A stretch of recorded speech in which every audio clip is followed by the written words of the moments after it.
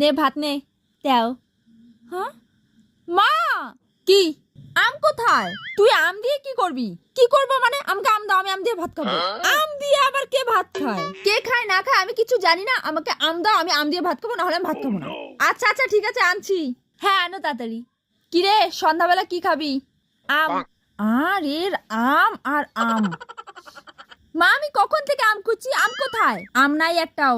একটাও নাই মানে? আমি না দেখলাম বাবা কতগুলো আম নিয়ে আসলো? নিয়ে আসছিল কিন্তু সব পচা ছিল, তাই আমি ফেলে দিয়েছি।